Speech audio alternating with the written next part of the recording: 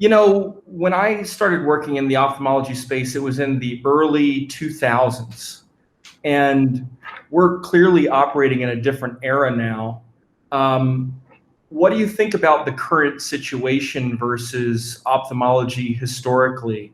Will the ophthalmology industry be healthy again in the near future, or is it looking at difficulty versus the past? Ophthalmology was impacted by, the COVID-19 pandemic more than any other specialty. Yeah. Estimated it down like, 81% in April. And interestingly enough, our clinics at Minnesota Eye Consultants in the clinic were down 79% in April, and in the OR now down 94%. We never closed up, but meaningful negative impact with a lot of furloughs. So Yeah. we went down really fast. My thoughts are, and I may be rare in this prediction, but my thoughts are that we're going to also recover fast.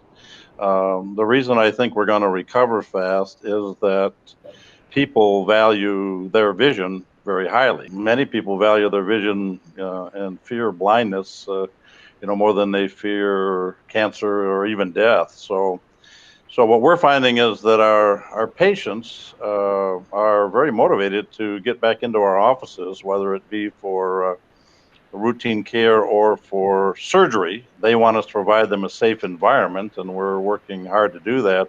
Most of the doctors that I talk to who are opening back up are getting busy very fast too. So my thoughts are is that we're going to recover quickly, and then I think we're going to have a mini boom through the summer because the docs are going to stay home, the employees are ready to go back to work. The biggest challenge we have, certainly number one, making the patients feel safe and keeping our employees safe. But the second challenge is that we are slowed down. So it's going to take more hours to see the same number of patients. For example, I usually see 6 or 7 patients an hour in the clinic, and as we're starting back up, they're scheduling 4 an hour for me. And we're also slowing down in the operating room suites because there's more cleaning between cases. There's everything just takes longer in the new environment with all the precautions we're taking. So we're going to have to work longer hours, and that's an interesting thing. But it appears our employees are willing to work longer hours, and that our patients are willing to come into the evening. Some of my colleagues even say they're going to open up on the weekends. So, do you think that there are better prospects per subspecialty? I've been hearing, for example, that glaucoma and retina have been coming back stronger initially here than cataract and refractive. Also, that there's probably likely to be a cataract spike in business, with maybe refractive lingering till a bit later. Do you think that this is accurate, or how would you describe each subspecialty and their business coming back? No, I think it is accurate. The retina docs were busy right through, the shutdown, and so my retina colleagues were, going to work and maybe were at 70% or so rather than at 20% like we were. So, and that's because they're dealing with blinding diseases. I mean, if you have a wet AMD and you need an injection, and if you don't get one, your vision falls, or if you have retinal detachment or penetrating injury, you're going to need to be treated. Glaucoma can be dealt with by telehealth for a while, but then of course we need to get the patient in and check their pressure and the like. And so many of our urgency visits when we were semi shut down were glaucoma. Cataract is coming back strong. If we think of it as 4 million cases a year in the U.S., and we missed out on maybe 10 to 20% of that, it's a big number of cases. So we've got perhaps 800,000 case backlog to catch up with. And while they're not emergency urgencies, people that are visually handicapped, don't want to see, they want to get treated. So we're definitely seeing the cataract patients come in relatively rapidly. We ourselves are de-emphasizing refractive surgery. And when I say that, we're not de-emphasizing refractive cataract surgery. And certainly, minimally invasive glaucoma surgery in our cataract patients is high on our priority list, and we always were, but perhaps even now are even more motivated to, talk to patients about the opportunities they have for upgrading in refractive cataract surgery, or including minimally invasive glaucoma surgery in their surgical plan. But we're not moving full speed back into things like LASIK, so we are going a little slower there. One could argue that those patients are more elective than even the other, in quotes, elective things that we do. And so because we've got so much work to do, if you will, catching up on cataract and the like, we're focusing on that in the practice as well. And we're not being pressed, if you will, by our patients for, I got to get my LASIK done. That's not a patient-driven issue either. So I think that's going to come back later. We've got 3 oculoplastic surgeons in our group. We have a big group, and they're quite busy with functional plastic surgery, but again, they're not as busy with cosmetic plastic surgery either. And we'll see. The aesthetic plastic surgeons and dermatologists that do a lot of aesthetics, I think, will be a little bit bellwethers there, and I guess we'll see how busy they get. The advantage that we have is we're not in the hospital. People are afraid to go to the emergency room, and people are afraid to go to the hospital because of their concern they might get infected.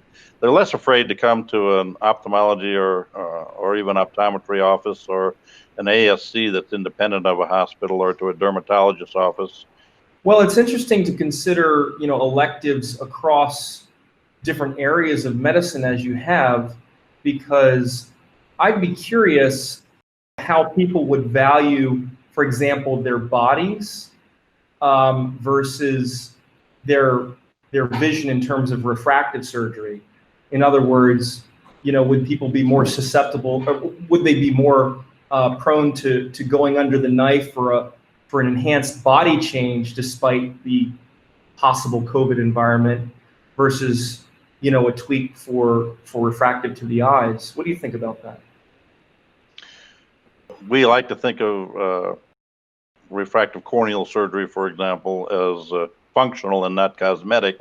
It is definitely elective, and the contact lens wear seems very strong, and in general, it's the patient who becomes contact lens intolerant that then wants to move on to one or another form of refractive surgery if they start to become contact lens intolerant. So I personally think the demand is going to be there, but that that volume has definitely taken a huge nosedive, and I think that's true around the world. And it was starting to struggle a little bit even prior to the COVID-19 epidemic. I'm not certain why, but it was sort of flattening out, at least in the USA. We'd seen some growth the last couple of years, and then it was sort of flattening out, and now it's taken a meaningful nosedive. We just have to watch the numbers, but in our clinic, and we'll probably see that come back a little slower. And then in some of the other bellwether clinics that I follow and that are close friends, they're also don't have that as their highest priority. They've got a huge backlog of their bread and butter, which is cataract, and the incentive is to take care of that, plus make sure you get your glaucoma patients seen. The fact that contact lens wearers who are intolerant may opt for refractive surgery, that's an interesting point. Is that relevant more in the Minnesota area, or do you think worldwide? Well, I think it's globally, but we all have debated why corneal refractive surgery declined from a peak of about 1.4 million down to about now probably in the 500,000s, which is a 70% almost drop. And there's a lot of reasons why that may be. One is the new patient is the millennial, and the millennials are a little bit underemployed and in debt. And I think this COVID-19 thing has hurt the millennials probably more than the 70-year-old who is getting ready to have cataract surgery. So if I'm a millennial and I'm paying $500-600 a year to have my contact lenses, which are still working okay, but I'd love to move on to LASIK at, 2000 an eye, they may well be putting that off a little bit. So since that's the patient, I think this whole environment has been maybe harder on the, 20 and early 30s-year-old than the cataract age patient as far as the economics of it. So that's a factor, perhaps. But yeah, every year in America, 3 million people quit wearing their contact lenses. And one is, you could say that's contact lens intolerance, although some of them could wear it. Sometimes they just burn out on it. They don't need it anymore, and the like. Yeah. But those are the ideal candidates for corneal refractive surgery. And that's where most of our patients come from. So I think that's a global phenomenon, although the market I know the best is the U.S. market.